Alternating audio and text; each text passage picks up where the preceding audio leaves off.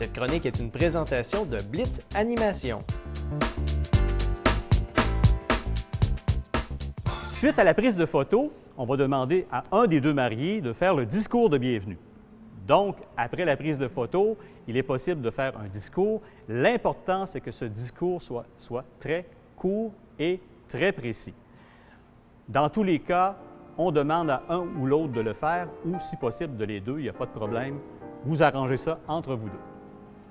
Une autre chose qu'on abandonne depuis plusieurs années, mais qui est régulier souvent dans les anniversaires de mariage, les 50e anniversaires de mariage, souvent on va inviter le prêtre ou le célébrant qui a célébré le mariage, de venir faire une prière ou on peut demander à quelqu'un de la famille de le faire. Dans les mariages, c'est beaucoup moins fréquent.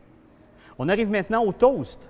Alors le toast, très important, vous demanderez à vos parents. Souvent, c'est le père de famille qui va faire le toast. Et encore là, ce qui est important, c'est que ce geste-là soit très court, très précis. Et important, le choix revient uniquement aux mariés de désigner le ou les personnes qui vont faire le toast. Et c'est important de toujours informer ces gens-là quelques semaines avant l'événement pour qu'ils puissent se préparer. On arrive maintenant à la partie intéressante de l'adresse ou du bien cuit. Souvent, c'est une partie qui nous est proposée par les invités, les amis, et c'est souvent à l'insu des mariés. Donc, surprise pour l'animateur, surprise pour les mariés. Donc, vous savez que la lecture d'une adresse, c'est souvent plus répandu lors d'un anniversaire d'un mariage, d'une fête d'anniversaire, de naissance, pour relater les faits souvent cocasses de la vie des personnes fêtées.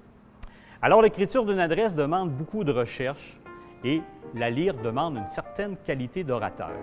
Donc, attirer l'attention des invités, ce n'est pas toujours évident. Parce que, naturellement, l'histoire qu'on va nous conter, c'est souvent, on appelle en termes anglophones, des inside jokes. Donc, l'adresse pourra être utilisée lorsqu'il y aura deux petits groupes ou qu'un petit groupe, mais qui se connaissent très, très bien. L'adresse doit se limiter à environ de 5 à 6 minutes au maximum et celle-ci doit être brève et permettre aux invités de déguster quand même leur repas, spécialement si c'est un repas chaud. Point important, si vous avez une adresse à l'intérieur de votre réception, c'est de ne pas attendre à la fin pour pouvoir présenter l'adresse. Le moment idéal pour faire une adresse très courte, comme je vous parlais tout à l'heure, c'est après le premier service. Donc, les gens sont beaucoup plus attentifs.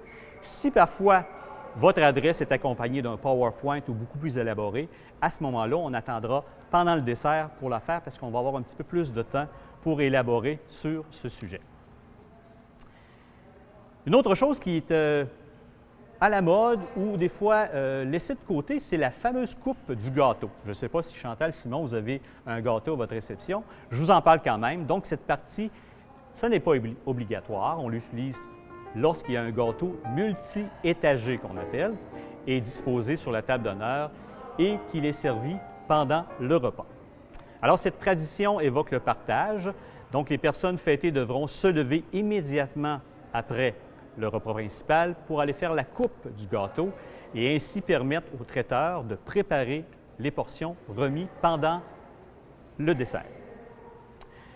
Dans certains cas, on pourrait conserver tout simplement ce gâteau-là à la fin de la soirée avec un café pour saluer les gens qui nous quittent pour la fin de la soirée.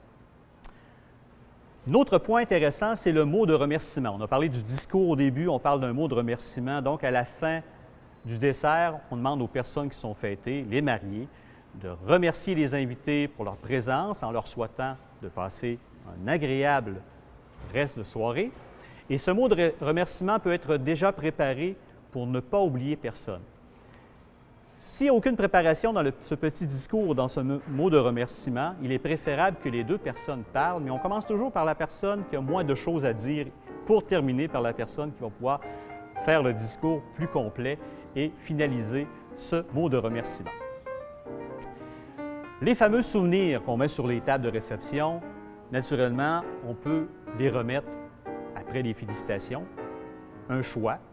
On peut les remettre, on peut simplement les déposer sur les tables de signature ou les tables à cadeaux. On peut les déposer sur les tables très réguliers. On peut les distribuer par les organisateurs ou les mariés. Et ce que je vous conseille, c'est d'éviter de passer table par couple. Donc, si vous partez tous les deux, essayez de vous séparer pour diviser la salle en deux, pour accélérer le processus du petit souvenir. Moi, je vous donne une suggestion. Ces souvenirs sont souvent très coûteux et apportent souvent très peu de « wow » dans une réception.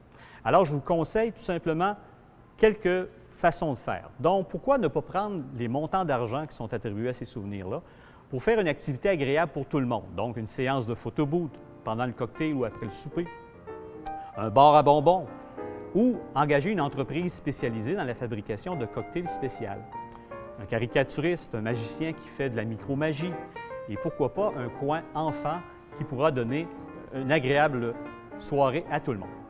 En terminant, le protocole appliqué lors d'un repas de mariage demeure l'entière discrétion des organisateurs. Alors, ce protocole pourra être adapté et modifié selon l'événement et le protocole ne veut pas toujours dire rigidité et monotonie. Au contraire, il assure de ne rien oublier et en plus d'introduire des moments d'animation plus cocasses et des surprises. Alors, Chantal Simon, bonne santé! Et si vous avez besoin d'autres conseils, n'hésitez pas à m'appeler.